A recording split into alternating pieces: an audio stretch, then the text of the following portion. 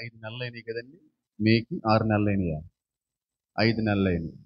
గడిచినటువంటి మే మాసానికి సుమారుగా ఆదికాండంలో నుండి ప్రాముఖ్యమైన, ప్రధానమైన, ప్రామాణికమైనటువంటి అనేక భక్తుల యొక్క జీవితాల్ని మనం పరిశీలించుకోవడానికి ప్రయత్నం అయితే చేశాను. అయితే నిర్గమకాండం అనేటువంటి గ్రంథంలోకి మనం వెళ్ళడానికి దేవుడు కృప అందించాడు. నిర్గమకాండము అనేటువంటి 2వ పుస్తకంలోకి వెళ్ళడానికి దేవుడు కృప అందించాడు. తర్వాత రోజుల్లో కాండాలన్నీ పరిశీలిద్దామంటే కష్టం, చాలా కష్టం అయిపోతుంది. అన్ని కాండాలను పరిశీలించలేం. లేవికాండం, సంఖ్యాకాండం, ద్వితీయోపదేశ కాండాలు ఇవన్నీ అవసరం లేదు. తర్వాత వేరే దాంట్లోకి జంప్ అయిపోవడానికి ప్రయత్నం ఏదో చేద్దాం.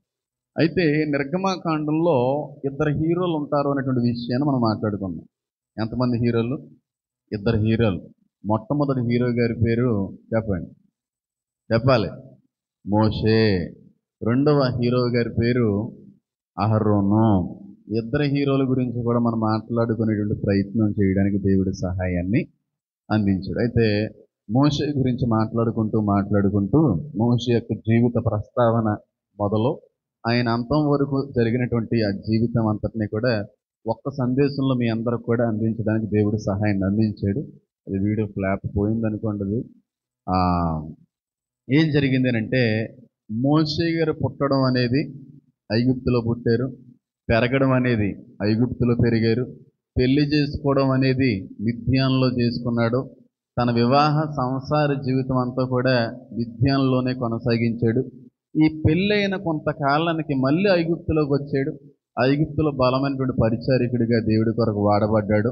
ఆ దేవుడి కొరకు వాడబడినటువంటి తర్వాత మళ్ళీ ఐగుప్తులో నుంచి బయటకు వచ్చి సేనాయి పర్వతం తర్వాత కనానికి వెళుతున్నటువంటి సమయంలో ఆయన మృతి పొందడం అనేది మనందరికి కూడా తెలిసినటువంటి విషయమే. అయితే ఇక మీరు బాగా గమనించినట్టయితే ఎక్కడ పుట్టాడు అనే దాన్ని కానీ మనం గమనిస్తే ఐగుప్తులో పుట్టాడు. అందరికి కూడా తెలిసిన విషయం. ఎక్కడ పెరిగాడంటే ఐగుప్తులోనే పెరిగాడు. అయితే పెళ్లి చేసుకోవడం ఎక్కడ, జీవించడం ఎక్కడ, పరిచర్య చేయడం అంతా ఎక్కడ, ఇదంతా మనకు తెలిసిందే. పుట్టడం తెలుసు, పెళ్లి చేసుకున్నటువంటి ప్రదేశం తెలుసు, వివాహ జీవితాన్ని కొనసాగించినటువంటి ఆ ప్రదేశం తెలుసు, తిరిగి ఆయన పరిచర్య చేసినటువంటి ప్రదేశాలు తెలుసు, అలాగే ఆయన మృతి చెందినటువంటి పరిస్థితులు కూడా మనందరికీ తెలిసిందే. పుట్టడం తెలుసు, పెళ్లి చేసుకోవడం తెలుసు, చచ్చిపోవడం కూడా తెలుసు. ఇవన్నీ మనకు తెలుసు. కానీ ఆయన పుట్టి బ్రతకడానికి కారణమైనటువంటి వ్యక్తి మాత్రం చాలామంది పరిశీలించలేకపోతున్నారు. ఆయన పుట్టిన దాని గురించి మాట్లాడుకుంటున్నారు, పెరిగిన దాని గురించి మాట్లాడుకుంటున్నారు, పెళ్ళైన దాని గురించి మాట్లాడుకుంటా ఉన్నారు, తన వివాహ జీవితం గురించి మాట్లాడుకుంటా ఉన్నారు, తన పరిచయ బాధ్యతల గురించి బాగానే మాట్లాడుకుంటా ఉన్నారు. తన జీవిత ఆరంభం మొదలు జీవిత అంతం వరకు ఉన్నటువంటి ప్రతి సందర్భాన్ని కూడా మనం అందరం కూడా పరిశీలించగలుగుతూ ఉన్నాం. కానీ ఆయన పుట్టి బ్రతకడానికి కారణమైనటువంటి ఒక వ్యక్తిని మాత్రం చాలామంది సేవకులు మాట్లాడలేకపోతా ఉన్నారని అంటాను. ఇంతకీ ఆ వ్యక్తి ఎవరు, ఏ వ్యక్తిని బట్టి అయినా బతికి బయటపడ్డాడు, ఏ వ్యక్తిని బట్టి అయినా ప్రాణహాని నుంచి తప్పించుకొని సజీవుల యొక్క లెక్కల్లోకైనా వెళ్ళగలిగాడు అనే ఆలోచన కానీ మనం చేసినట్టయితే ఈరోజు నిర్గమకాండము 2వ అధ్యాయము, నిర్గమకాండము 2వ అధ్యాయము 9వ వచనానికైనా మనం చదివితే ఆయన బ్రతకడానికి కారణమైనటువంటి వ్యక్తి యొక్క ప్రస్తావన చోట కనబడుతుంది. ఎవరైనా త్వరగా చదవడానికి ప్రయత్నించండి. ఫరో కుమార్తె ఆమెతో, ఈ బిడ్డను తీసుకుని పోయి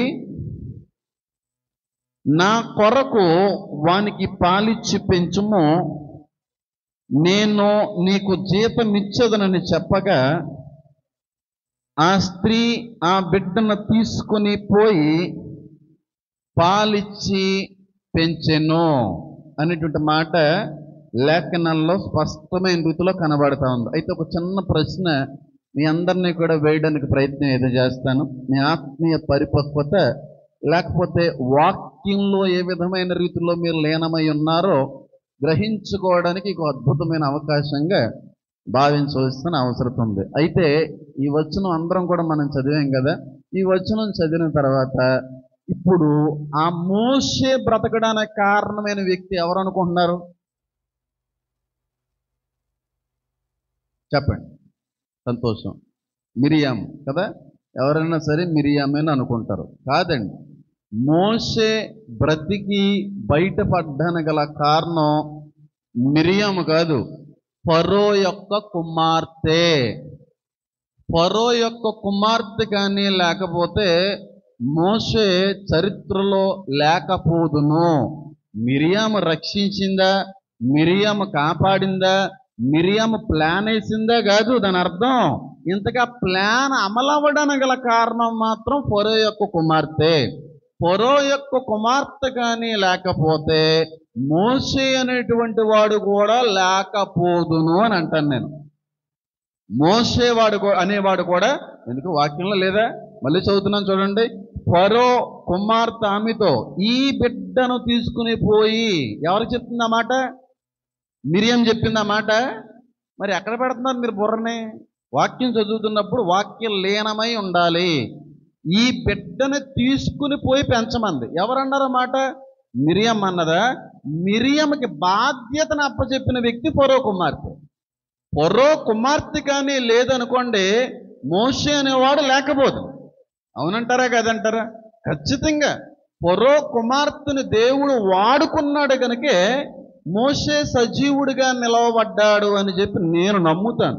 అయితే జరిగినటువంటి సందర్భాన్ని కానీ మనం పరిశీలన చేస్తే, నిర్గమాకాండము 2వ అధ్యాయము మొదటి 9 వచనాలను కానీ మనం పరిశీలన చేస్తే చాలా అద్భుతమైనటువంటి విషయాలు బయటపడతా ఉంటాయి. చాలా ఆశ్చర్యం వేస్తూ ఉంటుంది, చాలా అద్భుతంగా అనిపిస్తూ ఉంటుంది. ఆ 9 వచనాలు చదివిన తర్వాత ఎవరైనా సరే దేవుని డిక్లేర్ చేయగలరో ఆయన ఆశ్చర్యకరుడు, అద్భుతాలు చేయగలిగేటువంటి దేవుడు అని చెప్పి అంత ఆశ్చర్యం కనబడతా ఉంటుంది. ఎందుకు నీ మాట నేను చెప్పగలుగుతున్నానంటే, వాక్యంలో కూడా ఉంది కదా, ఆయన చేసేటువంటి కార్యములు అంతు చిక్కవు, హృదయమునకు గోచరము కావని చెప్పి వాక్యం సెలవిస్తాం. అంత అద్భుతాలు చేయగలిగే దేవుడు మన దేవుడు, అంత ఆశ్చర్యాలని చేయగలిగేటువంటి దేవుడు మన దేవుడు. ఏం జరిగిందనే పరిశీలన కానీ మనం చేస్తే, ఫరో హెబ్రీ స్త్రీలకు పుట్టేటువంటి మగ సంతానం అంతటిని కూడా చంపేమన్నాడా లేదా? ఇదంతా కూడా మొదటి 9 వచనాల్లో జరుగుతుంది. 9 వచనంలో జరిగింది 3 నిమిషాల్లో మీకు కథలో చెప్తాను. అప్పుడు అర్థమవుతుంది దేవుడు ఎంత అద్భుతమైన వాడు, ఎంత ఆశ్చర్యకరుడో. ఈ 9 వచనాల్లో నేను చెప్పబోయేటువంటి ఆ చిన్న బ్రీఫ్ ఎక్స్ప్లెనేషన్ బట్టి మీకు అర్థమైపోతుంది. ఎప్పుడైతే ఫరో హెబ్రీ స్త్రీలకు పుట్టేటువంటి మగబిడ్డలందరినీ కూడా చంపేయమన్నాడో, ఆ చంపేయమన్నటువంటి ఆజ్ఞను ప్రక్కన పెట్టి బ్రతికించడానికి ఇష్టపడిన వ్యక్తి ఎవరో తెలుసా? మంత్రసానులు అసలు రక్షించడం ఏంటి? ఆ మంత్రసానులు హెబ్రీ మంత్రస్థానాలు కాదు కదా, ఐగుప్తు దేశానికి, ఐగుప్తు రాజ్యానికి, ఐగుప్తు దేవతలు కొలిచేటువంటి మంత్రసానులు. అక్కడ అద్భుతం జరిగింది. ఎందుకంటే ఒకవేళ వాళ్ళకి అలా కానీ చెయ్యలేదనేటువంటి విషయం ఫరోకు తెలిసింది అనుకోండి, ఫరో ఏం చేస్తాడు? ఆ మంత్రసానులందరినీ కూడా చంపేస్తాడు. అందులో ఏ విధమైన సందేహం కూడా లేదు. ఫరోకి, ఐగుప్తుకి సంబంధించిన మంత్రసానులు హెబ్రీ స్త్రీలకి సపోర్ట్ చేయడం ఏంటి? హెబ్రీ స్త్రీలకి సహకరించడం ఏంటి? హెబ్రీ బిడ్డల్ని పుట్టడానికి వాళ్ళు సహాయం చేయడం అనేది చాలా అద్భుతమైనటువంటి విషయం. సరే, జరిగింది. వాళ్ళ వల్ల ఆ పిల్లలు బతికారు. ఇప్పుడు పిల్లడు బతికిన తర్వాత మోషే పుట్టేసిన తర్వాత 3 నెలలు చాలా జాగ్రత్తగా కాపాడారు. ఈ 3 నెలల్లో కూడా ఫరో రాజ్యంలో ఉన్నటువంటి ఏ సైనికులకి కూడా కనబడకుండా పెంచడం అనేది చాలా గొప్ప విషయం. ఎందుకనంటే చిన్నపిల్లలు అన్న తర్వాత ఏడుస్తారా లేదా? ఏడవకుండా ఎవరు ఉండరు. నాకు తెలిసి 3 నెలల్లో ఆ వ్యక్తి ఏడ్చాడో లేదో నాకు తెలియదు, కానీ ఒకవేళ ఏడ్చుంటే ఆ శబ్దాన్ని కూడా దేవుడు ఆ ఫరో రాజ్యానికి, సైనికులకి వినబడకుండా చేసినట్టు అక్కడ అద్భుతమైనటువంటి విషయం. మంత్రసానులు కాపాడడం ఒక అద్భుతమైన విషయం. మంత్రసానులు కాపాడిన తర్వాత శిశువును 3 నెలలు చాలా సురక్షితమైన రీతిలో భద్రపరచడం అనేది అంతకంటే గొప్ప విషయం. ఇంక 3 నెలల తర్వాత ఇంకా మన వల్ల కాదురా అనేటువంటి ఆలోచనకు వచ్చిన తర్వాత జమ్ము పెట్టెల్లో ఆయన దాచేసి నైలు నదిలో వదిలేసినప్పటికీ కూడా ఏ మొసల్లో కూడా తినకపోవడం అనేది ఇంకా పెద్ద ఆశ్చర్యం. ఎందుకంటే మనుషుల్ని వేసేసేవారు, అప్పుడు మనుషులు బ్రతికొండగా వేసేవారు, శిక్ష అది. అలాంటిది ఒక పెట్టి వెళ్తున్నప్పుడు కూడా ఒక్క మొసలు కూడా హానికి చేయకపోవడం అంతకంటే గొప్ప ఆశ్చర్యం. ఆ జమ్ము పెట్టి వెళ్ళిపోతా ఉన్నప్పుడు ఆ పెట్టి ఫరో యొక్క కుమార్తె యొక్క కళ్ళల్లో పడడం అంతకంటే గొప్ప ఆశ్చర్యం అది. ఆవిడ ఎలా తిరుగుంటా పెట్టి అలా పోదు కదా? లేదు అంటే ఆవిడ స్నానం చేయడానికి వచ్చినప్పుడే పెట్టి అక్కడ రావడం ఏంటి? ఇవన్నీ ఆలోచన చేస్తూ ఉంటే నాకైతే అర్థం కాదు. ఆయన ఎంత అద్భుతాలు చేసే దేవుడు, ఎంత ఆశ్చర్యకరుడో అర్థం కాదండి. మీరు ఎంత ఆలోచించినా అర్థం కాదు. ఎంత మీరు వీక్షించినా, ఎంత పరిశీలించినా దేవుడి యొక్క గొప్పతనాన్ని అర్థం చేసుకునే మనిషి లోకంలో ఎవడో ఉండడు. అన్ని అద్భుతాలు చేయగలడు ఆయన, అన్ని ఆశ్చర్యకార్యాలు చేయగలడు. ఆ పెట్టి వచ్చే టైంకి ఆ టైంకి మళ్ళీ కూతురు అక్కడ కూతురు స్నానం చేయడం ఏంటి? ఆ పెట్టికి ఒక 5 నిమిషాలు 10 నిమిషాలు ముందు వెనకాల వచ్చుంటే పెట్టేవైపోదును దాటి వెళ్ళిపోదు. ఆ వ్యక్తి కళ్ళల్లో పడ్డం అనేది ఒక అద్భుతం. ఆ పడిన తర్వాత తండ్రి గారికి కానీ తెలిస్తే నన్ను ఇబ్బంది పెడతారని తెలుసు కూడా ఆ కుమారుని తీసుకుని మళ్ళీ అదే హెబ్రీ స్త్రీకి ఇచ్చి పెంచమండం అనేది ఇంకా గొప్ప ఆశ్చర్యం. పైగా ఇక్కడ గొప్ప విషయం ఏంటో చెప్పమంటారా? ఏ తల్లి అయితే మోషేని కన్నదో మళ్ళీ తిరిగి అదే తల్లి చేతుల్లోకి వెళ్ళడం, అదే తల్లి మళ్ళీ పాలిచ్చి పెంచడం, పాలిచ్చినందుకు మళ్ళీ తిరిగి జీతాన్ని కూడా అందించినటువంటి దేవుడు మన దేవుడు. గట్టిగా చప్పట్లు కొడుతూ దేని మహింపరచండి. ఏ తల్లి నుంచి అయితే ఆ శిశువు వేరుపరచబడిందో ఆ తల్లి చేతిలోకి వెళ్తుంది. ఈ కుమారుని పాలిచ్చి పెంచమను, పాలిచ్చినందుకు నేను జీతాన్ని కూడా ఇస్తానంటది కుమార్తె. ఎవరిచ్చారా పాలు? ఎవరిచ్చారా పాలు? మిరియాము తల్లిని తీసుకొస్తుంది. హెబ్రీ స్త్రీ ఈవిడ పాలిచ్చి పెంచని తీసుకొస్తుంది. ఒక సొంత తల్లి దగ్గరికి పోగొట్టుకున్న కుమారుడు రావడం ఏంటండి? మళ్ళీ ఆవిడే పాలు ఇవ్వడం ఏంటండి? పాలు ఇవ్వడంతో సరిపోకపోగా మళ్ళీ జీతాన్ని కూడా ఇచ్చాడు. డబుల్ బెనిఫిట్ అన్న మాట అది. ఇవన్నీ చూస్తూ ఉంటే ఎంత అద్భుతమైన దేవుడో, ఎంత ఆశ్చర్యకరుడో దీన్ని బట్టి మనకు అర్థమైపోదు. మోషేని దేవుడు బ్రతికించుకోవాలి అన్న దేవుడు ఒక ఉద్దేశం. కాబట్టి ఆయన చిత్తాన్ని ఎవ్వరూ కూడా ఏం చేయలేరు, భంగపరచలేరు, భగ్నపరచలేరు, ఏ విధంగా కూడా ఏమీ చేయలేరు. 100% కూడా దేవుడు అనుకున్నాడు అంటే జరిగి తీరుతుంది. ఇంకెవరో తప్పించలేం అందులో. ఆయన టైమింగ్ అంత పెర్ఫెక్ట్గా ఉంటుంది. ఒక 10 నిమిషాలు ముందు జరగదో, ఒక 5 నిమిషాలు లేటుగా కూడా జరగనివాడు. ఆయన అనుకున్న టైంకే చేస్తాడు ఆయన. ఇంకా బాగా అర్థంగా చెప్తున్నాను చూడండి. అంత పెర్ఫెక్ట్ టైమింగ్లో చేస్తూ ఉంటాడు దేవుడు. ఎప్పుడూ కూడా దేవుడు చెయ్యాలనుకున్నది, దేవుడు చేసేది ఆయన అనుకున్న సమయానికే చేస్తాడు. ఒక్క 5 నిమిషాలు లేటుగా చేయడు, ఒక్క 5 నిమిషాలు స్పీడు కూడా చేయడు. పెర్ఫెక్ట్ టైమింగ్లో చేస్తాడు. ఆ పెర్ఫెక్ట్ టైమింగ్లో చేసేటువంటి సమయానికి మనం అక్కడ ఉండకపోవడం మన తప్పు. ఎంతమందికి అర్థమైంది? అర్థం లేదు ఎవరికి? పెర్ఫెక్ట్గా పడుతుంది, ఇంక మామూలుగా ఉండదు. ఆయన చిత్తం నెరవేరడం అనేది, ఆయన ఉద్దేశం సిద్ధింపబడడం అనేది, ఆయన ఆలోచన యావత్తు కూడా నెరవేర్చబడ్డం అనేది 2 నిమిషాలు ఆలస్యము కాదు, 2 నిమిషాలు ముందు కూడా అవదు. అనుకున్న టైంకే చేస్తాడు. ఈలోగా ఆ టైం కొరకు ఓపికతో ఎదురు చూడలేక బేగా అయిపోవాలని తీవ్రమైనటువంటి ప్రయత్నాలు చేసి అసలు ఆయన ఇవ్వాలి ఇచ్చేది అనేది కూడా పొందుకోకుండా నష్టపోయే వ్యక్తులే చాలామంది. ఆయన టైమింగ్ కొరకు ఎదురు చూడండి. ఆయన ఇచ్చే టైమింగ్ చాలా గొప్పగా ఉంటుంది. ఇంకా బాగా అర్థమయ్యేలా చెప్తాను.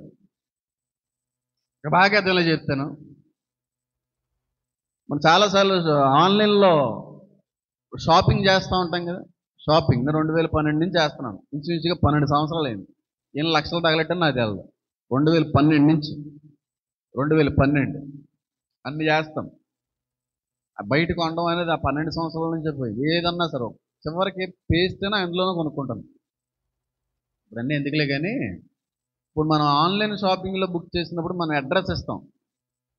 ఆ అడ్రస్ ఇచ్చినటువంటి దానికే వస్తుందా పార్సిల్, లేకపోతే వేరే వేరే అడ్రస్లకు కూడా వెళ్తుందా? చెప్పండి. సేమ్ అడ్రస్, ఏ అడ్రస్ ఉన్నావో ఆ అడ్రస్గా వస్తుంది. ఆ అడ్రస్కి వచ్చే సమయానికి బుక్ చేసిన వాళ్ళు లేడు అనుకోండి, ఆ పార్సిల్ ఏమవుతుంది? ఇంటి దగ్గర పెట్టేసి వెళ్ళిపోతారా? వెనక్కి పట్టుకుపోతారు. దేవుడు అనుకున్న టైమింగ్కే పంపిస్తాడు. ఆ అనుకున్నటువంటి టైమింగ్కి నువ్వు అక్కడ ఉండకపోవడం అనేది నీ తప్పు. అది నీ అడ్రస్కే పంపుతాడు ఆయన.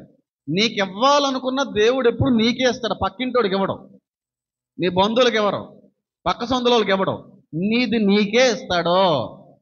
ఆ టైమింగ్ కొరకు మనం ఆగలేకపోతున్నాము, తొందరపడిపోతున్నాం ప్రతిదానికి కూడా. ఉద్యోగం బేగా వచ్చేయాలి, పెళ్ళి బేగా అయిపోవాలి, ఇల్లు బేగా కట్టేయాలి. ఆయన టైమింగ్ రాలేదు కదా ఇంకానే. ఆయన టైమింగ్ వచ్చినప్పుడు ఎవరు ఆపలేరు. ఆయన టైమింగ్ వచ్చినప్పుడు ఎవరు ఆపలేరండి. పెళ్లి గడి వచ్చినా కక్కొచ్చినా ఏం జరగదంట, ఆగదని అంటారా పెద్దలు? పెళ్ళికి కక్కుకే ఆగదకపోతే ఆయన సిద్ధపరిచినది, ఆయన ఇవ్వాలనుకున్నది ఎవడన్నా ఆపగలడా? దాన్ని ఎవరు ఆపలేరు. ఆయన అనుకున్న టైంకి అనుకున్న విధంగా ఇస్తాడండి. కానీ తొందర పడిపోతున్నాం చాలాసార్లు. ఉద్యోగ విషయంలో తొందరపడిపోయేటువంటి వ్యక్తులు, వివాహ విషయంలో తొందరపడిపోయి ఇంకా చేయట్లేదు, ఇంకా పెళ్ళి అవ్వట్లేదు, ఇంకా వయసు అయిపోతుంది. తొందర ఎందుకు? ఆయన టైమింగ్లో జరుగుతాయి.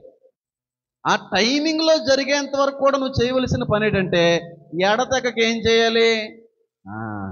ఆయన ఇద్దాము అనుకున్న సమయానికి నువ్వు ప్రార్థనలో లేవనుకో, ఆయన ఇద్దాము అనుకునేటువంటి సమయానికి నీకు విశ్వాసాన్ని కోల్పోయావు అనుకో, ఒకవేళ ఆయన ఇద్దాము అనుకున్న సమయానికే ఒకప్పుడు ఏడ్చినటువంటి ఆ ఏడుపు, ఆ సన్నిధిలో ఉండేటువంటి సమయం నుంచి నువ్వు తొలగిపోయావు అనుకో, ఆయన ఇవ్వాలని వస్తాడు, కానీ అక్కడ ఉండవు కదా, పట్టుకుని వెళ్ళిపోతుంది. ఆయన టైమింగ్ అంత పెర్ఫెక్ట్గా ఉంటుంది. 5 నిమిషాల ముందే ఇవ్వడో, 5 నిమిషాలు వెనకే ఇవ్వడం. ఆయన ఇవ్వాలనుకున్నప్పుడు మాత్రం ఎవడ ఆపలేడు. దేవుడు నన్ను సిద్ధపరుచుకుని నన్ను ఇక్కడ నిలబెట్టాలని అనుకున్నాడు. ఆయన ఎవరన్నా ఆపగలిగారా? నేను ఆగిపోదాం అనుకున్నా సరే ఆగనవలేదు. లేపేశాడు ఆ కుర్చీ నుంచి, లేపేసి ఇక్కడ నిలబెట్టాడు. నువ్వు ఆ మాట చెప్పే వరకు నువ్వు ఊరుకోను, నీ నోట్ల నుంచి ఆ మాట ముందు ఇవ్వాలి అని చెప్పి ఇక్కడికి వచ్చి మాట్లాడిచ్చాడు.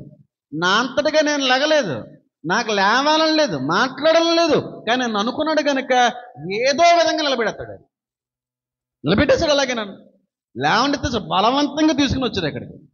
దాన్ని ఎవరన్నా ఆపగలిగారా? నేనే ఆపలేకపోయాను.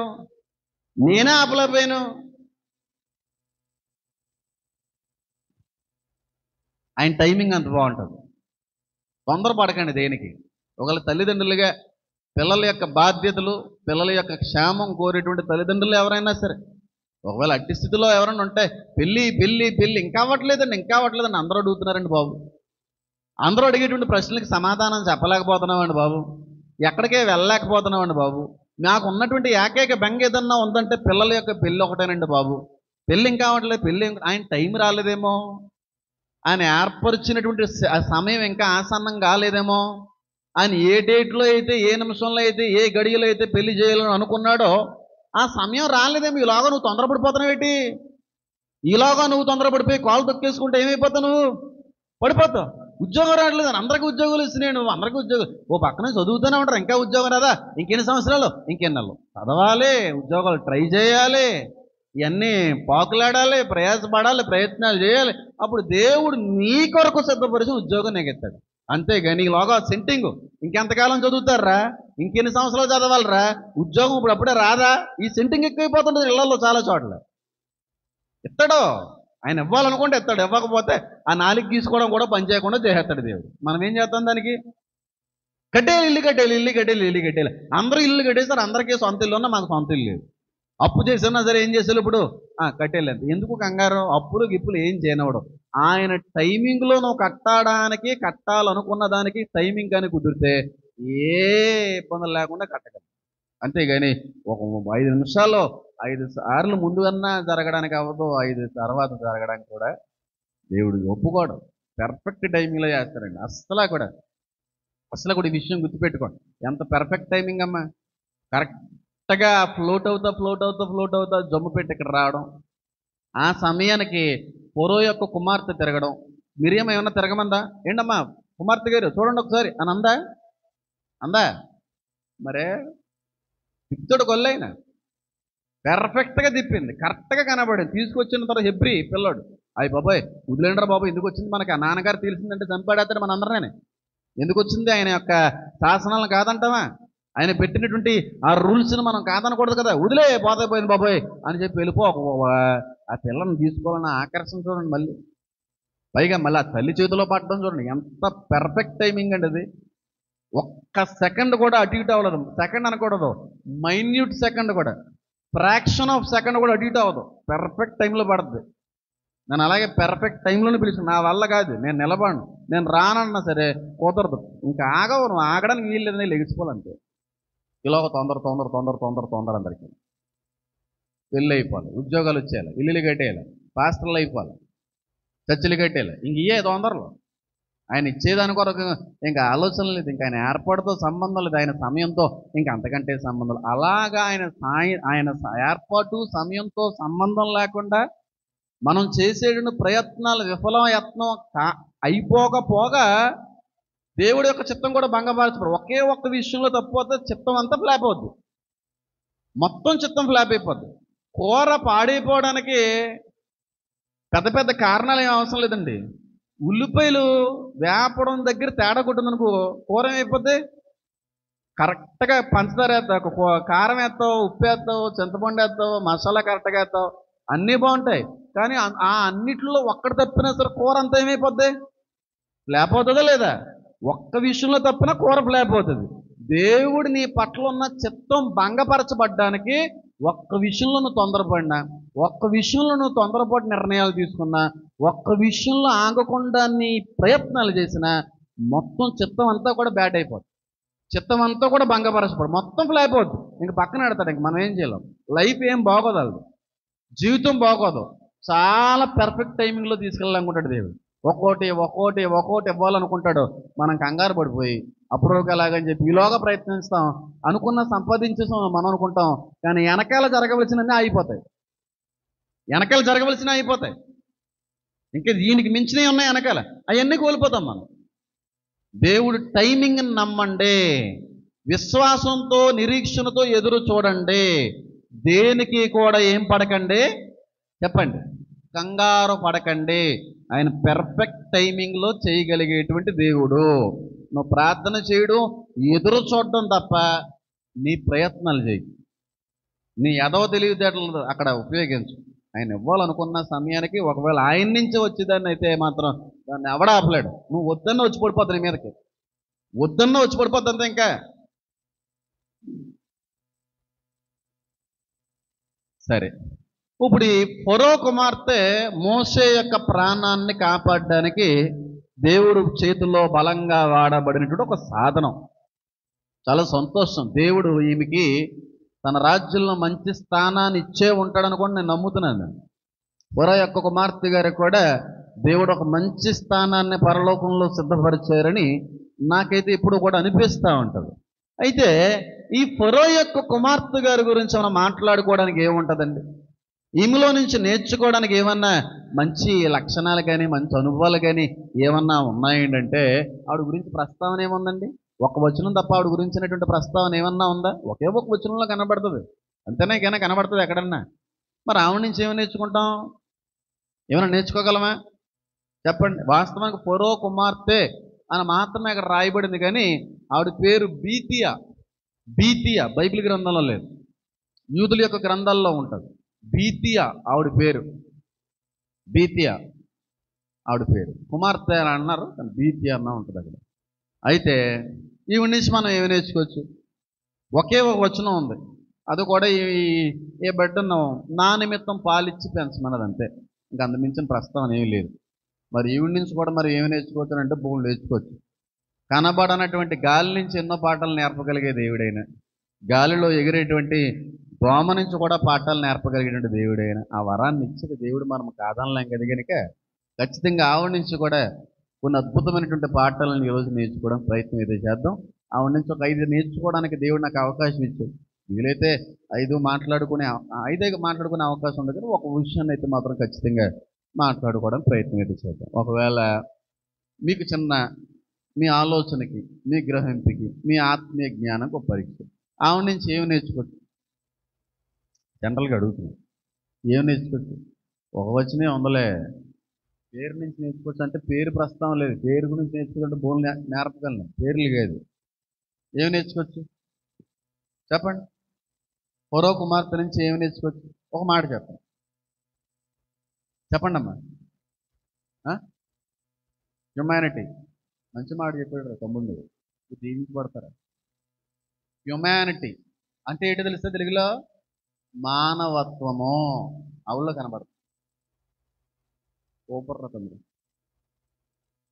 హ్యుమానిటీ. ఫరో యొక్క కుమార్తె మనిషిని మనిషిలా చూసిందా లేదా? మనిషిని మనిషిలా చూసింది. తమ్ముడు దాన్ని అన్న పదమే హ్యుమానిటీ, మానవత్వం కలిగి ఉంది ఆవిడ. వాస్తవానికి హెబ్రీలు అంటే ఫరోలకి, ఐగుప్తులకి ఏమనుంది బైబిల్లో? అసహ్యులు. వాళ్ళ పేరు ఎత్తడం కూడా ఇష్టపడరు, వాళ్ళు ముట్టుకోవడానికి కూడా ఇష్టపడరు, వాళ్ళు దరిదాపుల్లో ఉంచుకోవడానికి కూడా ఇష్టపడరు. అందుకే చాలా కిలోమీటర్ల దూరం పొర యొక్క పీఠానికి గోషేనికి అంత దూరం ఉండండి, దగ్గర రాకడరా బాబు, నాకు నచ్చరు, మీరు గొర్రెలు కాపర్లు కదా, మీరు అసహ్యులు కనుక మీరు నాకు నచ్చరు అని చెప్పి యోసేపు దూరం పెడతాడు వాళ్ళు. అలాంటి అసహ్యుల పట్ల ఎలాంటి వ్యక్తిత్వం కలిగి ఉండాలి? వాస్తవానికి ఒక అభిప్రాయాలుగా అసహ్య భావం కలిగే ఉండాలి, కానీ అసహ్యం కలిగి ఉండలేదు. మనిషిని మనిషిగా చూసింది ఆవిడ, మానవత్వం కలిగి వ్యవహరించింది ఆవిడ. కేవలం హ్యూమానిటీ మాత్రమే ఆవిడలో కనబడదు. అద్భుతమైన లక్షణం అది. ఈరోజు ఉందంటారా ఆ మానవత్వం మనలో? ఒక అన్యురాలు ఆవిడ, యూదురాలు కాదు, హెబ్రీ స్త్రీ కాదు, పైగా అసహించుకున్నటువంటి జాతిని దగ్గరికి పిలిపించుకున్నటువంటి వ్యక్తి ఈవిడి. అలాంటి వ్యక్తిలో కనబడేటువంటి గొప్ప తొలి విషయం ఏంటంటే మనిషిని మనిషిలా చూసింది. నేను అడుగుతున్నాను, నీవు కూడా దేవుని ఎరిగినటువంటి వ్యక్తి అయి ఉండి మనిషిని మనిషిగా చూడగలుగుతున్నావా? లేకపోతే జాతని, కులమని, మతమని, రంగని, డబ్బని, డబ్బు లేనోడని ఇలాంటి వివక్ష చూపేటువంటి వ్యక్తివైతే, మళ్ళీ చెప్తున్నాను చూడండి, అందాక వాక్యం చదివారు, ప్రధాన 2 ఆజ్ఞలు తెలుసా? నిన్ను వలే నీ పొరుగు వారిని ప్రేమించాలి అన్నదే 2వ ఆజ్ఞ. క్రైస్తుడి యొక్క జీవితంలో కనబడకూడనటువంటిది, వినబడకూడనటువంటిది, దరిదాపుల్లో కూడా రానీయకూడనటువంటిది ఏదన్నా ఉందా అంటే చెప్పండి, వివక్ష. ఉందా ఈ రోజున? ఐగుప్తు కుమార్తె అయినటువంటి, ఫరో కుమార్తె అయినటువంటి బీతియాలో ఉన్నటువంటి లక్షణం మీలో కనబడతా ఉందా? మనిషిని మనిషిగా చూడగలుగుతా ఉన్నారా? ఆ వ్యక్తి ఏ కులానికి సంబంధించిన వాడైనప్పటికీ కూడా, ఏ మతానికి సంబంధించిన వాడైనప్పటికీ కూడా, ఏ జాతికి సంబంధించిన వాడైనప్పటికీ కూడా, వాడు రంగున్నవాడైనా రంగు లేనివాడైనప్పటికీ కూడా ఆ వ్యక్తిని నీ ఇంటి వారి వలె ప్రేమించగలిగేటువంటి వాడిగా కనబడుతున్నావా? లేకపోతే జాతి తేడా అని, కులం తేడా అని, రంగు తక్కువ ఉందని చెప్పి వివక్ష చూపే వ్యక్తివైతే ఒక మాట చెప్తున్నాను, ప్రకటన గ్రంథంలో ఉన్న మాట గుర్తు చేస్తున్నాను, అసహ్యులందరూ కూడా మండుచున్న అగ్నిగంధకముల్లో ఏం చేయబడతారో? పడవేయబడతారు. అసహ్యులు. ఎవరిని అసహ్యించుకుంటున్నావు? నీ కులం కాని వారిని అసహ్యించుకుంటున్నావా? అలా చిన్న కులబోడండాడు, ఆ చిన్న కులానికి సంబంధించిన వ్యక్తి అండి వాళ్ళు, మా ఒంట్లు కాదండి, మా కులానికి సంబంధికులు కాదండి. కాబట్టి వాళ్ళని ఎలాగ ఇష్టపడతామండి మేము? వాళ్ళని ఎలా చేరదీస్తామండి మేము? వాళ్ళతో ఎలాగే ఒప్పుకుంటామండి మేము అన్నట్టుగా చాలాసార్లు కులాన్ని బట్టి ఒక మనిషిని ప్రేమించేటువంటి వ్యక్తిత్వం కానీ నీలో ఉంటే, ఒక కులం అనేటువంటి కారణాన్ని బట్టి మాత్రమే ఒక వ్యక్తిని నిర్లక్ష్యపరుస్తూ అసహించుకునేటువంటి కారణాలు ఒకవేళ నీలో ఉంటే, ఒక మాట చెప్తున్నాను, ఒకవేళ ఈ రోజు ఈ సమయంలోనే దేవుడి యొక్క పిలుపుని కానీ నువ్వు పొందుకుంటే పొర్రపాటును కూడా పరలోకం మాత్రం నీకు ఎవడు దేవుడు, పరలోకం మాత్రం దేవుడు నీకు ఎవడు. మళ్ళీ చెప్తున్నాను, పొర్రపాటును కూడా. ఆకాశము భూమి గతించిన నా మాటలు మాత్రం, ఆయన అబద్ధం ఆడేవాడు కాదే, ఆయన క్లియర్గా నొక్కి ఒక్కని చెప్తున్న మాట, నిన్ను వలే నీ పొరుగు వారిని ప్రేమించాలి అన్నదే 2వ ఆజ్ఞ. ధర్మశాస్త్రం అంతయు కూడా నిన్ను వలే నీ పొరుగు వారిని ప్రేమించాలనే మాటతో సంపూర్ణమై ఉన్నది. బైబిల్ అంతా చదివేయక్కర్లేదు, బైబిల్ అంతటినీ కూడా నెరవేర్చేయక్కర్లేదు. నిన్ను వలే నీ పొరుగు వాళ్ళని ప్రేమించగలిగే వ్యక్తివైతే బైబిల్ అంతటినీ కూడా నెరవేర్చినట్టే. ఎక్కడ కనబడుతుంది అది? నిన్ను వలె నీ పొరుగు వాళ్ళని ప్రేమించాలన్నది ఎక్కడ కనబడుతుంది? కులం దగ్గర తప్పుపడలేదా? ఎంతమంది కుల వ్యామోహంతో కొనసాగుతున్నటువంటి క్రైస్తువులు లేరంటారండి? మా కులం కాదని చెప్పి చిన్న చూపు చూసేటువంటి క్రైస్తువులు లేరా? రంగు తక్కువ ఉందని నీకు ఇబ్బందిగా ఉందా? డబ్బులు లేనటువంటి వ్యక్తి అని చెప్పి నీకు ఇబ్బందిగా ఉందా? కులం అనే కారణాన్ని బట్టి అసహ్యుల యొక్క గుంపుల్లో నువ్వు చేర్చేసేమో, కానీ దేవుడి దృష్టిలో ఎవరినైతే చూసి నువ్వు అసహ్యించుకున్నావో అలా అసహ్యించుకున్నవాడు దేవుడి దృష్టిలో నిజమైన అసహ్యాన్ని కలిగజేసే వ్యక్తి. మాట చెప్తున్నాను చూడండి, క్రైస్తుల్లో 190% మంది చాలా పరిశుద్ధంగా బతుకుతారు, చాలా పరిశుద్ధంగా. బైబిల్లో దేవుడు పెట్టిన ఆజ్ఞలన్నింటినీ కూడా గౌరవిస్తూ బతుకుతారు. వ్యభిచారం చేయొద్దు అన్నాడు, చేయరు, చాలా కరెక్ట్గా ఉంటారు ఈ విషయంలో. నరహత్య చెయ్యొద్దు అని అన్నాడు, చేయరు, చాలా కరెక్ట్గా ఉంటారు ఈ విషయంలో. దొంగతనం చెయ్యొద్దు అన్నాడు, చాలా కరెక్ట్గా ఉంటారు ఆ విషయంలో. ఇలాంటి ఘోరమైనటువంటి పాపాలు ఏవి చేయలేనటువంటి ప్రతి క్రైస్తవుడు కూడా ఒక్క విషయంలో మాత్రం ఓడిపోతున్నాడు. ఆ ఒక్క విషయమే కులం విషయంలో తప్పిపోతాడు క్రైస్తవుడు. నరహత్యలో నెగ్గుతున్నాం, వ్యభిచరింపకూడదనే దాని విషయంలో నెగ్గుతున్నాం, దొంగిలకూడదనేటువంటి విషయంలో నెగ్గుతున్నాం, పొరుగు వారిని ఏది కూడా ఆశించకూడదనే విషయంలో కూడా ఎంతో కొంత నెగ్గుతున్నాం. కానీ ఏ ఒక్కరో కూడా నెగ్గలేకపోతున్నటువంటి విషయం ఏదన్నా ఉందంటే కులం దగ్గర మాత్రం అందరూ కూడా ఓడిపోతున్నారు. అది పెద్ద అగ్ర కులానికి సంబంధించిన వ్యక్తి అయినా, చిన్న కులానికి సంబంధించిన వ్యక్తి అయినా. మాట చెప్తున్నాను చూడండి, క్యాస్ట్ ఫీలింగ్ అనేది పెద్ద కులానికి సంబంధించిన వాళ్ళకి మాత్రమే ఉంటుందంటే తప్పు. ఏ కులానికి సంబంధించిన వాళ్ళు అయినా క్యాస్ట్ ఫీలింగ్ ఉంటుంది. అది చిన్న కులమైనా పెద్ద కులమైనా సరే, కులంతో సంబంధం లేదు. అగ్ర కులానికి చిన్న కులానికి అని సంబంధం లేదు. చిన్న కులానికి మా కులం అనే ఫీలింగ్ ఉంటుంది, పెద్ద కులం మావడేరా అన్న ఫీలింగ్ ఉంటుంది. ఏ కులంలో అయినా ఫీలింగ్ ఉంది, కానీ క్రైస్తవులని ఫీలింగ్ ఉండకూడదు.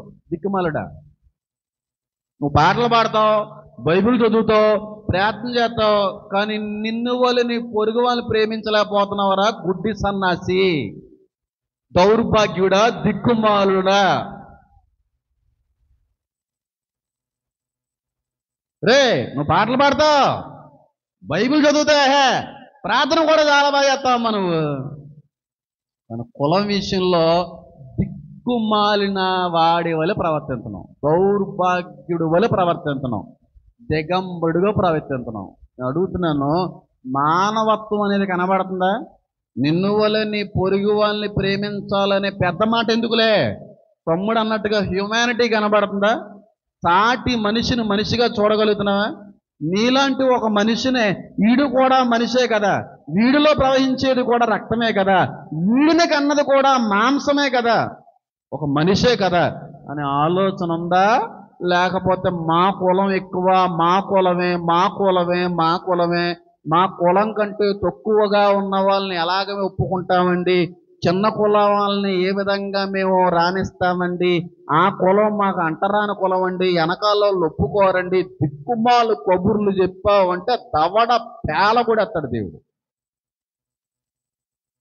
ఐగుప్తురాలవిడే, ఒక అన్యురాలవిడే, పైగా అసహ్యించుకునే జాతిని ఏం చేసింది చెప్పండి?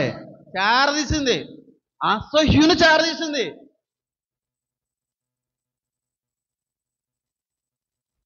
అవునా కదా? అసహ్యుని చేరదీసిందండి, అసహ్యుని చేరదీసింది. అన్నిటిలోనూ నెగ్గుతున్నాం, కులం దగ్గర ఓడిపోతారు. మళ్ళీ చెప్తున్నాను, ఎవ్వరు ఏమనుకున్నా పర్లేదు, కుల వ్యామోహము, కుల వివక్ష ఉన్న ఏ క్రైస్తుడు పరలోకం వెళ్ళడం. వాడు కానీ వెళ్తే దేవుడు అన్నవాడు అసలు దేవుడే కదా ఆయన. ముందు తీయండి, ఆ ఫీలింగ్ని చంపండి, ముందు ఆ అనుభవాన్ని చంపి ఆడండి, ఆ కులాన్ని ముందు చంపేయండి. కులాన్ని మీరు చంపలేదనుకో, అదే మిమ్మల్ని చంపేద్ది, రేపు రోజున అది మిమ్మల్ని చంపేద్ది. అది మిమ్మల్ని చంపకముందే దాన్ని చంపి ఆడండి. నేను అడుగుతున్నా, ఇలాగని అంటున్నాను, నేనేం అనట్లేదు. నేను ఏ రాజకీయ పార్టీకి కూడా మద్దతు ఇచ్చేటువంటి వ్యక్తిని అయితే కాదు. కానీ ఎంతమంది కేవలం కులం అనే కారణాన్ని బట్టి ఓటేసిన వాళ్ళు ఉన్నారండి? కేవలం కులం చూసి, మా ఊడు కాబట్టి, మా కులం కాబట్టి మేము ఓటేయకపోతే ఎలాగని చెప్పి కులాన్ని బట్టి మాత్రమే ఓటేసిన వాళ్ళు ఎంతమంది లేరు? కులాన్ని బట్టి ఓటేస్తావా?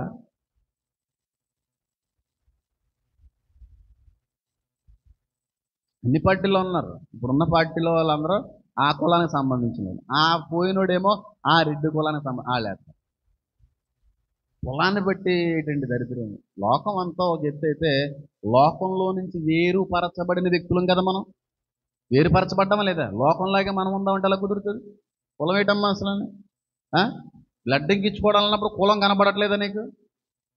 బ్లడ్ దగ్గర కులం కనబడట్లేదు, బియ్యం కొంటున్నప్పుడు కులం కనబడట్లేదు. ఒక మాట చెప్తున్నాను చూడండి, నువ్వు పుట్టిన మొదలు నువ్వు తల్లి గర్భంలో నుంచి బయటపడినటువంటి క్షణమే ఏ కులం వ్యక్తి సంబంధించిన వ్యక్తి నిన్ను పట్టుకుందో నీకు తెలియదు.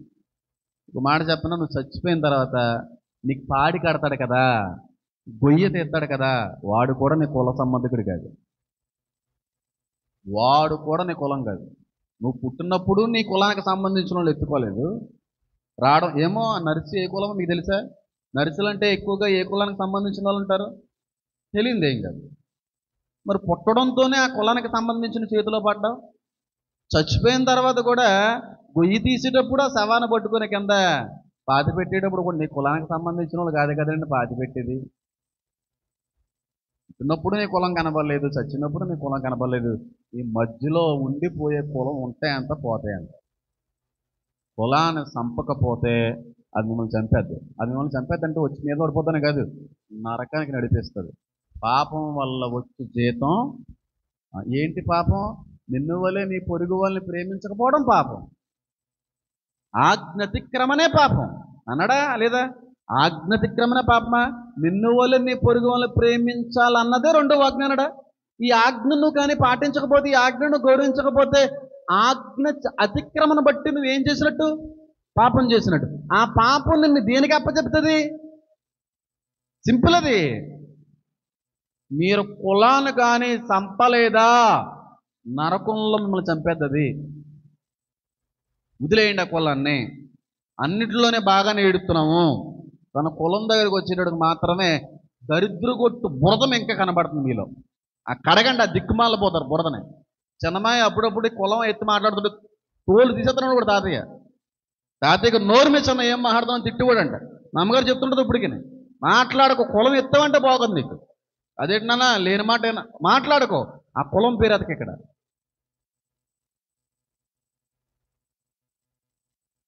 ఈరోజు ఇక్కడ బాప్తీసం పొందేసుకుంటారు, ఇక్కడ బలపుచ్చుకుంటా ఉంటారు, ఇక్కడ ఓ పాటలు పాడేస్తూ ఉంటారు, బైబిల్ చదివేస్తూ ఉంటారు, ప్రార్థన చేస్తూ ఉంటారు.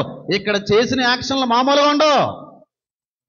కులం దగ్గరికి వస్తే మాత్రం మా ఊళ్ళు కాదు కదండి, మా ఊళ్ళు అయితే సరిపోదునండి, ఆడున్న ఓడైనా లేనోడైనా సరే, గాడిదైనా సరే పెళ్లి చేసేస్తామండి, మా ఊడు కాదు కాబట్టి మేము వచ్చాం. మళ్ళీ చెప్తున్నాను చూడే, ఈ మాట చెప్పకపోతే నేను తప్పు చేసిన అవుతాను. కులాన్ని ప్రేమించే ఏ వ్యక్తి కూడా ఇతర కులాలని అసహించుకునేటువంటి ఏ అగ్ర కులానికి సంబంధించిన వ్యక్తి అయినా పరలోకానికి మాత్రం మార్గం లేదు. వాళ్ళకి నువ్వు చచ్చిపోతే వెళ్ళేది నరకానికి, వెళ్ళేది నరకానికి.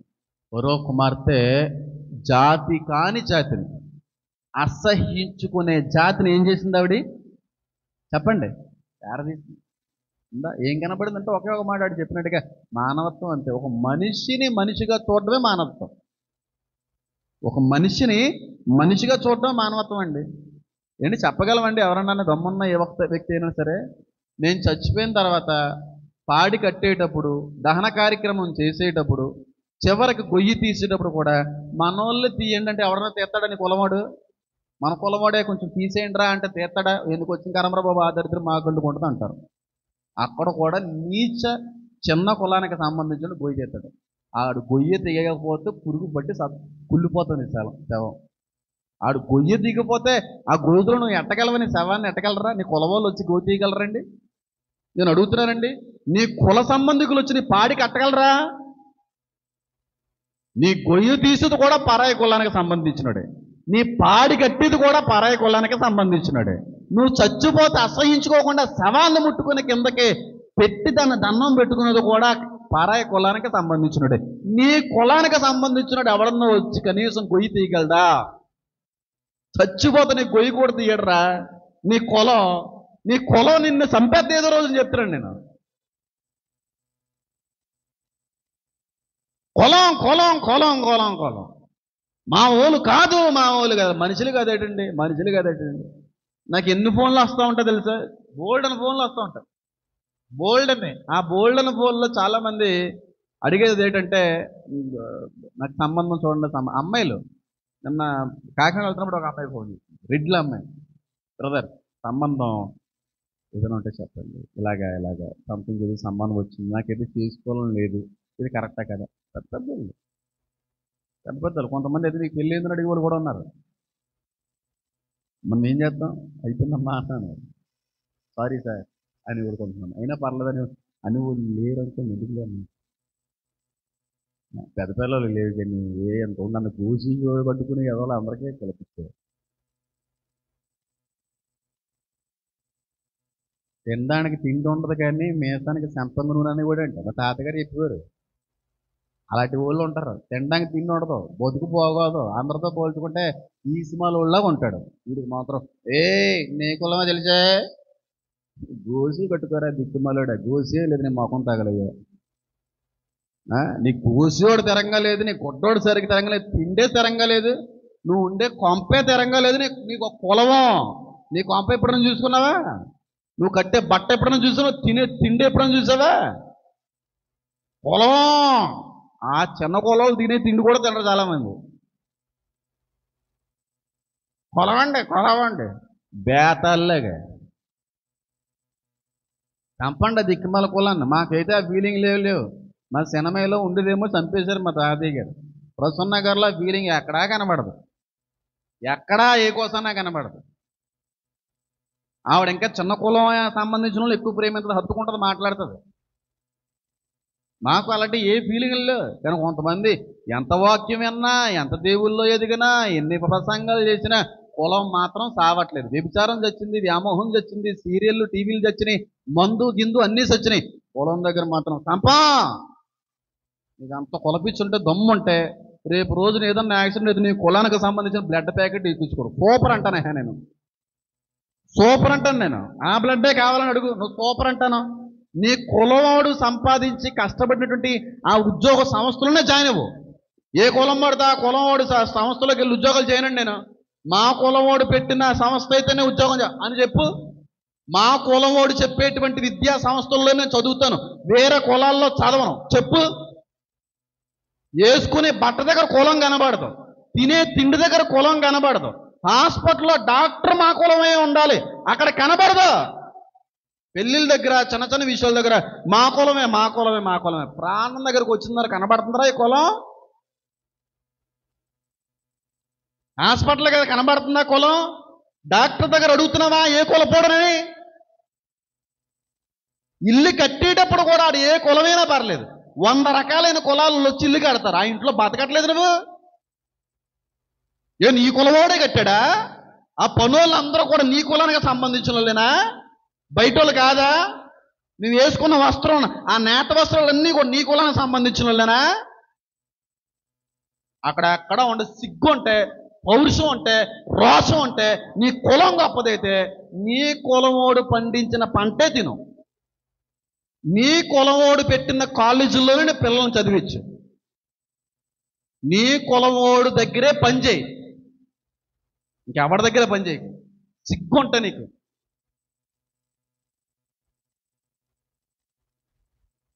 వీళ్ళు కాదేటరా తమ్ముడు, కాదా మొన్న మరి అక్కడ లేని ఎవడో కులవాడు ఇచ్చే జీతం తీసుకున్నా సిగ్గు లేకుండా ఆడు ఏ కులమైనా పర్లేదు, ఆడు ఎస్సీ అయినా ఎస్టీ అయినా ఏమైనా పర్లేదు, జీతం ఇస్తున్నాడు కదా.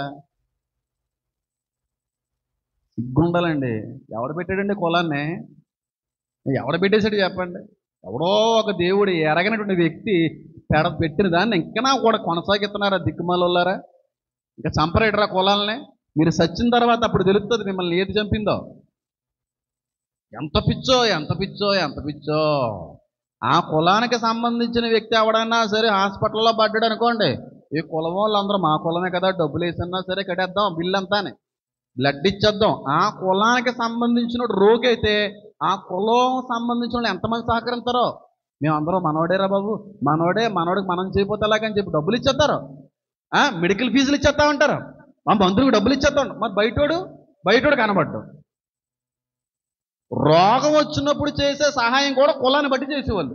నేను చూసాను కాబట్టి చెప్తున్నాను, పేర్లు ఎత్తకూడదంటే.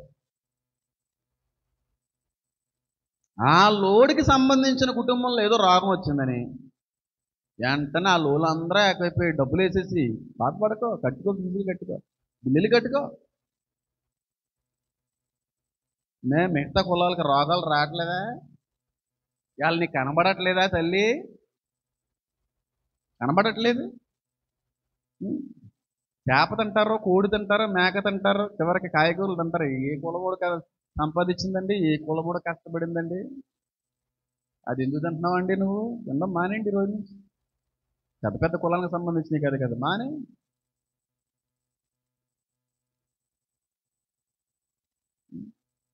పల్లోడు తెచ్చేటువంటి చేపలు కావాలి.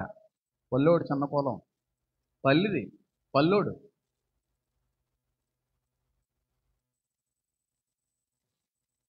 లేబరోలు చేసి పని అంతా కూడా కావాలి మళ్ళీ కట్టుకోవడానికి. రేపు రోజున ఏదన్నా ఆ కులం గుర్తొస్తే చిన్న కులం ఇచ్చి ఒప్పుకోరండి ఆ కులానికి. నేను చూశానమ్మా, రోగం వచ్చి ఎవడన్నా మూలపడిపోతే ఆ కుల వాళ్ళు అందరూ ఏకమైపోయి ఈయన డబ్బులు ఇచ్చి నిలబెట్టేస్తారు ఆ ప్రయాణాన్ని. ఆశ్చర్యేసింది. ఇప్పుడు అమ్మ బయట వాళ్ళు ఎవరికన్నా వస్తే చేస్తారు ఇది అనిపించింది. ఐక్యత ఆ కులంలో అలాగే ఏడిసింది. ఐక్యత కులంలో కాదు, క్రైస్తవ్యంలో ఉండాలి ఐక్యత.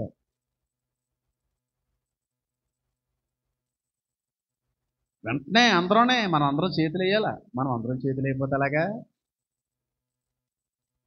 మనం అందరం చేతులు అయిపోతే అలాగండి? జాగ్రత్త. ఒకవేళ ఒక వ్యక్తిని, ఒక జాతిని, ఒక కులాన్ని అసహించుకునే వ్యక్తి అయితే దేవుడి దృష్టిలో నువ్వు ఏమై ఉన్నావు? అసహ్యురాలు అయిపోయావు. నీవు ఖచ్చితంగా మండుస్తున్న అగ్నిగంధకుల్లో ఏం చేయబడతావు? పాలు పొందుతావు. అందులో సందేహం లేదు. ఈరోజు ఆ కులం ఒకప్పుడు చర్చికి బయట ఉండేది, సమాజంలో కనబడేది, దేవుని ఎరగనటువంటి వ్యక్తుల్లో ఉండేది. ఆ కులం ఈరోజు ఎక్కడికి వచ్చేసింది తెలుసా? చర్చిల్లో కూడా వచ్చేసింది. చర్చిల్లో కూడా కుల రాజకీయాలు మొదలైనవి అంట. చర్చిల్లో కూడా కులం సంబంధించిన వాళ్ళందరూ ఒక గుంపు, ఇంకో కులానికి సంబంధించిన వాళ్ళు ఇంకో గుంపు. మన చర్చిలో లేదులే, అలాంటివి మొదలైతే ఆడు ఎవడన్నా గెంటి పడేస్తాను నేను. చాలా చర్చిల్లో ఉన్నాయి. వాళ్ళందరూ కూడా ఈ కులానికి సంబంధించిన వాళ్ళు అందరూ ఆ చర్చికి వెళ్తారండి. ఎందుకంటే ఆడు ఆ కులానికి సంబంధించిన వాడు. మనం అందరం ఆ చర్చికి వెళ్ళాలి. ఆ పాస్టర్ గారు మనం ఓసీ ఉంటే మనం ఆడి దగ్గరికి వెళ్ళడం ఏంటి? ఓసీలు అందరూ ఓసీ దగ్గరికి వెళ్ళాలి, బీసీలు అందరూ బీసీ దగ్గరికి వెళ్ళాలి, ఎస్సీ దగ్గరికి వెళ్ళాలి. చర్చిల్లో కూడానే.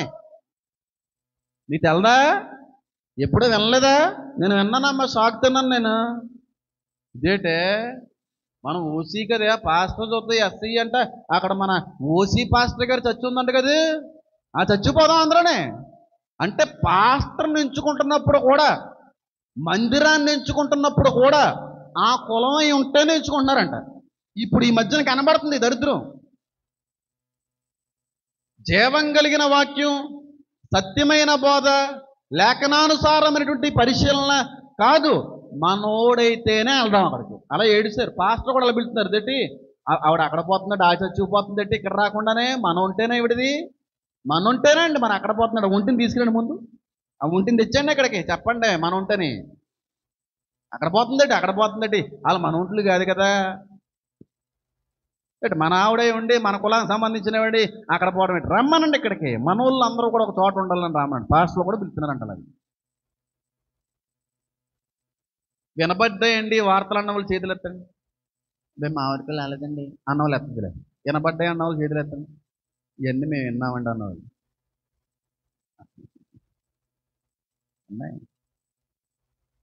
హైదరాబాద్లో పాస్టర్ గారు ఉంటారు. ఆయన అంటే కొంతమందికి ఎంత పిచ్చో ఏ అనుకుంటున్నారు?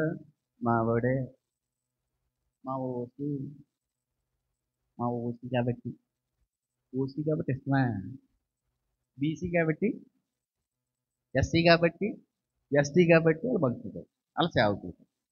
ఇలా ఏడిచారండి బాబు. నాకు ఒకటి చెప్పాడు, ఆయన అంటే ఎందుకు ఇస్తారా అంటే మా ఓడేనండి, మా ఓడేనండి. ఇంకా నోటి వరకు వచ్చేస్తుంది, ఇంకా నోటి దగ్గర ఆగిపోతుంది, ఇంక మళ్ళీ తప్పక ఆ చెప్పరా ఇంక వచ్చేస్తున్న కూడా పేరు అది.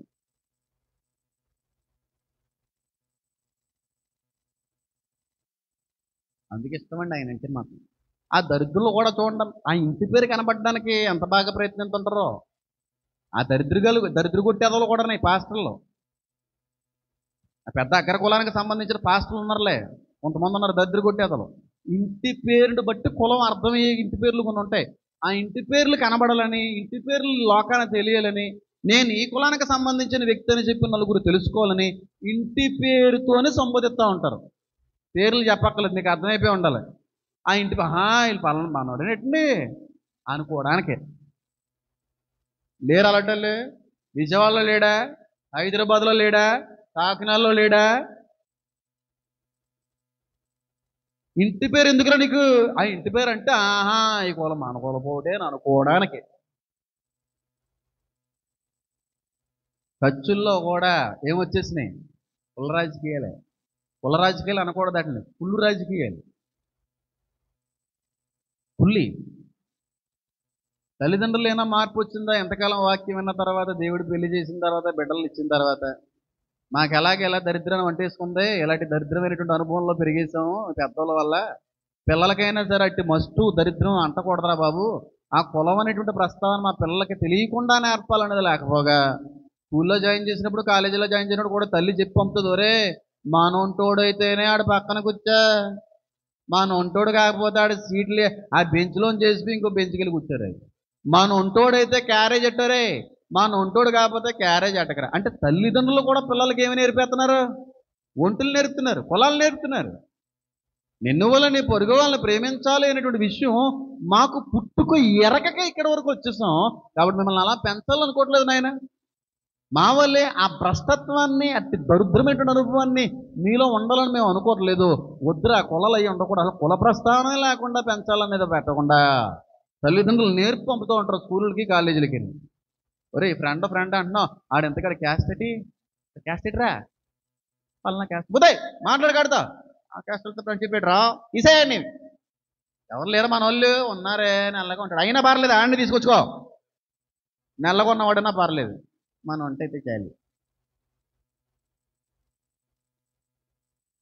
వీళ్ళేటండి నవ్వుతరిపి అలాంటి దరిద్ర కూడా సన్నాసులు లేరా? వాళ్ళ బతుకులు పోవడం ఎప్పుడున్నా చూసారా? ఎప్పటికీ పోకూడదు. విసర్జించిన రాయేమో తెలుసా? నువ్వు ఎవరిని అంటావా?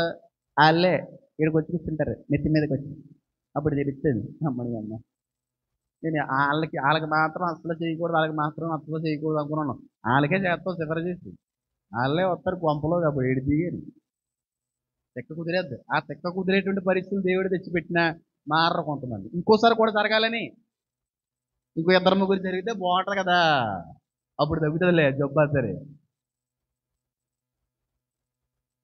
ఒక దెబ్బకి తగ్గిపోవాలి. అమ్మ బాబాయ్ విసర్జించండి రాయి తలక మొదలర అయిపోయింది బాబాయ్, ఈ రాయితో చాలు అమ్మ, ఇంకో 2-3 రాళ్ళు వద్దాం మనం పోగా, ఇంకా కొనసాగుతున్నాం, ఇంకో 2 రాళ్ళు వస్తాయి బయట నుంచే వస్తాయి శుద్ధిగా చూడు.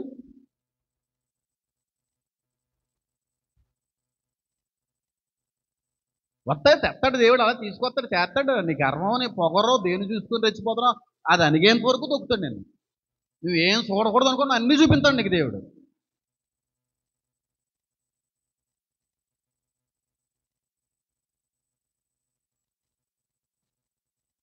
లేఖనాలు సెలవిస్తూ ఉన్నాయి, బీత్యాలో ఏం కనబడింది చెప్పండి? మానవత్వం కనబడింది. ఒక మనిషిని, సాటి మనిషిని మనిషిగా చూడగలిగే అనుభవం ఆవిల్లో ఏం చేయబడింది కనబడింది. విజయవాడలో పాస్టర్ నా పేరు చెప్పాలనుకోవట్లేదు. వాస్తవానికి ఆ పాస్టర్ గారిని కన్నది ఆ తల్లిదండ్రులే కాదు. కానీ ఆయన మొన్న చూశాను నేను, అది వచ్చిన తర్వాత వీడు అనుకున్నాను అంతే. మేము ఆర్థడాక్స్ బ్రాహ్మిన్స్ అండి అంటే బ్రాహ్మిన్స్ అని తెలాల లోకానికి. అది వాస్తవానికి నీ తల్లి ఎవరో తెలదో, నీ తండ్రి ఎవరో తెలుసు నాకు తెలుసురా. నీ యాక్షన్లో తెలుసు, ఏ తల్లిదండ్రులని చేరదీస్తారో నాకు తెలుసు. చెప్పుకుంటున్నావా ఎలాగని? సిగ్గు ఉండక్కర్లేదు నీకు? చెప్పాలా, సంఘానికి చెప్పాలా, లోకానికి చెప్పాలా, నువ్వు బ్రాహ్మణుడిని చెప్పాలా. బ్రాహ్మణుని ఉండి నేను మారానంటే వేరే విషయం, అది సాక్ష్యంగా దేవుడికి మహిమ తెచ్చిపెడుతుంది. కానీ నేను అగ్రకులానికి సంబంధించిన వ్యక్తిని ఉన్నాననేటువంటి తెలియజెప్పే ఆలోచనతో చెప్పే పద్ధతులు ఏం? నేను బ్రాహ్మణ్ అండ్ ఆర్థడాక్స్ బ్రాహ్మణ్ అండి, ఎన్ని గొప్పలు చెప్తూ ఉంటారు వీళ్ళు. తొక్కెళ్ళే వీళ్ళన్నిటికీ మించి నిలబెడతాడు మన పరిచయం. దేవుడు కంగారు పడకండి, 5 సంవత్సరాలు ఎన్ని కనబడకుండా పోతాయి. ఎక్కువలను ఆ పరిచయం గురించి ఎక్కువ వాళ్ళందరూ మనల్ని ఫాలో అవుతుంటారు. వాళ్ళందరూ ఫాలో అవుతుంటారు. మనం పెద్ద పెద్దలు పేర్లు చేస్తాం. మన వీడియో చూడడం ఉండరు వాళ్ళు. లేఖనాలు సెలవిస్తున్నాయి, ఫరో యొక్క కుమార్తెలు ఏం కనబడింది చెప్పండి? మానవత్వం. అదే కావాలండి. ఒక మనిషిని మనిషిగా చూడాలనుకోవడమే నిన్ను వల్ల నీ పొరుగుని ప్రేమించడం. నిన్ను ఎలా ప్రేమించుకుంటున్నావో నీ పొరుగు వాళ్ళని కూడా అలా ప్రేమించాలి. అంటే ఒక మనిషిగా నిన్ను నువ్వు ఎలా చూసుకుంటున్నావో, నీ యొక్క సౌకర్యాలు ఎలా చూసుకుంటున్నావో, నీ యొక్క క్షేమం కొరకు ఎలాగైతే ప్రాకులాడుతున్నావో, నీ ఎదుటిగా ఉండేటువంటి వ్యక్తి కూడా ఒక మిర్రర్లో చూస్తున్నట్టుగా ఆ వ్యక్తి క్షేమం కూడా కోరాలి. అదే మానవత్వం అంటే, అదే నిన్ను కూడా నీ పొరుగు వాళ్ళని ప్రేమించాలంటే. అంతకుమించి ఏమీ కూడా కాదు. ఇప్పుడు లేఖనాల్లో ఉన్న ఆ విషయంలో కానీ మనం కానీ ఎదగలిగితే దేవుడు అద్భుతమైన కార్యాలు జరిగిస్తారు. మళ్ళీ ఒక లాస్ట్లో మాట చెప్తున్నాను, పొలాన్ని నువ్వు చంపకపోతే రేపు రోజు నిన్నే అది ఏం చేస్తుంది? చంపేస్తుంది. కళ్ళు మూసుకోండి, ప్రార్థన చేసుకుందాం. నా దేవ, నా తండ్రి, నా ప్రభు, మీకు వందనాలు.